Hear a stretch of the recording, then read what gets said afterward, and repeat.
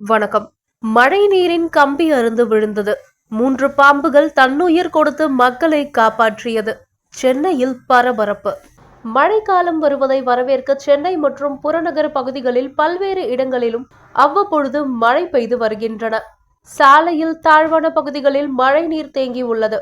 சாலைகளையும் மழை நீர் விட்டு வைக்கவில்லை. இதனால் பொதுமக்களும் வாகன ஓட்டிகளும் மிகவும் சிரமத்துக்கு உள்ளாகி வருகின்றனர். சென்னை புறநகர் பகுதிகளில் விட்டு விட்டு மழை பெய்து வருகின்றன. கனமழையால் ஒக்கியம் துறைப்பாக்கம் தலைமை செயலக குடியிருப்பு பகுதி 2வது சாலையில் உள்ள மின்சார கம்பி அறுந்து விழுந்து சாலையில் நடுவில் கிடந்துள்ளது. அதிகாலை 5 மணி அளவில் வெளியே வந்த பொதுமக்கள் மின்கம்பி அறுந்து கிடந்ததை கண்டு அதிர்ச்சி அடைந்தனர். இது குறித்து துறைப்பாக்கம் காவல் நிலையத்திற்கு தீயணைப்பு துறைக்கும் பெருங்குடி உதவி மின் பொறியாளர் அலுவலகத்திற்கும் புகார் அளித்தனர். ஆனால் யாரும் சம்பவ இடத்திற்கு வரவில்லை. இது குறித்து பெருங்குடி உதவி மின் பொறியாளர் அவர்களுக்கும் புகார் அளித்தும் நடவடிக்கை எடுக்கவில்லை. இது குறித்து ஏடி மற்றும் டிஇ அலுவலகத்திற்கும் புகார் அளித்தும் நடவடிக்கை எடுக்கவில்லை.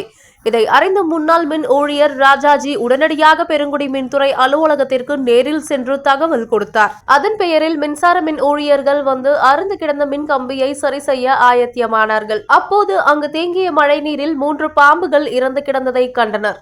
உடனே உஷாரான மின்துறை ஊழியர்கள் அந்த பக்கம் யாரையும் அனுமதிக்கவில்லை. மின் ஊழியர்களும் மிக கவனமான பணியில் இறங்கினார்.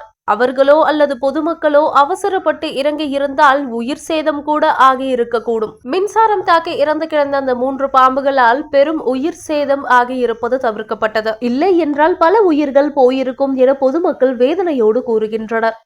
தலைமை செயலக குடியிருப்பு வாசிகள் மற்றும் பொதுமக்கள் உயிர் துறந்து மக்கள் உயிர் காத்த அந்த 3 பாம்புகளுக்கும் சரி செய்த ஊழியர்களுக்கும் ராஜாஜிக்கும் நன்றியை தெரிவித்துக் கொண்டார்கள். இது குறித்து தலைமை செயலக குடியிருப்பு வாசிகள் கூறுகையில், இந்த பகுதியில் மின்கம்பம் மின்கம்பி தாழ்வான பகுதியில் அமைந்துள்ளது.